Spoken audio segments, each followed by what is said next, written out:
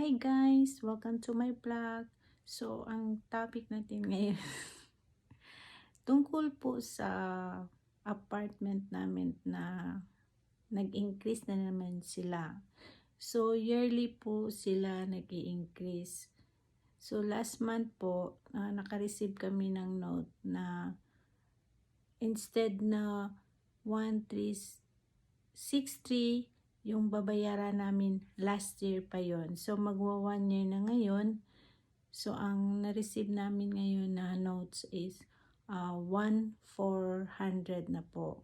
So, yearly mag-increase ang mga apartment dito sa Toronto, Canada.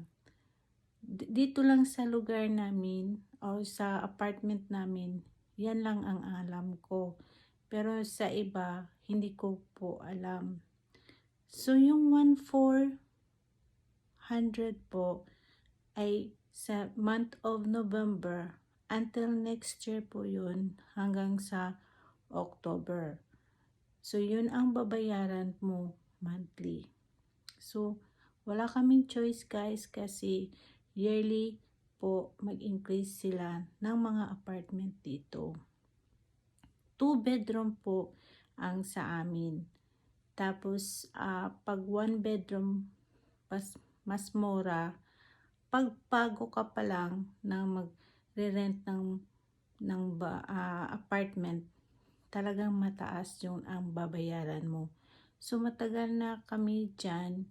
Yung tumira kami is 2018 until now. So expected na yan. Pag maghahanap kayo ng apartment, depende yan kung bachelor,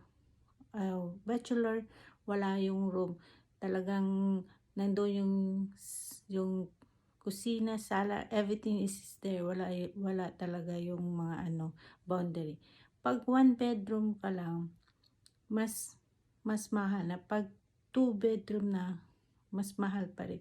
Pag 3 bedroom na, yun ang pinakamahal. Depende po sa lugar kung saan kayo within sa Toronto. So, hindi pa kasali yung hydro namin. So, sa ngayon na hydro na bayaran ko is $79. So, 1 month yan. So, iniisip-isip namin na kahit dalawa kami ng asawa ko ang nagtatrabaho, talagang wala kang magagawa pag mag-increase talaga sila. Tapos yung internet pa, yung internet namin is mas mura siya kasi maraming mga offer dito na kasi nag-aagawan sila na mas yung mga customer kung sino yung mas mura yung internet, doon kami. So, monthly din yun. So, yung pagkain mo, tapos yung ano mo, yung pamasahe mo araw-araw, yun lang talaga guys ang aming expenses sa ngayon. Kasi wala kaming bahay, hindi kami kumuha ng sasakyan, kasi accessible kasi kami dito sa lugar namin. So, hanggang dito na lang guys, yung sinishare ko lang sa inyo, ang apartment dito po, yearly ang mag-increase siya. Sa ngayon, ang binabayaran namin is 1,400 Canadian dollar po yun. So, may na sa peso, mamabot na yan mga 50,000. Depende po yun sa rate. So guys, hanggang dito na lang.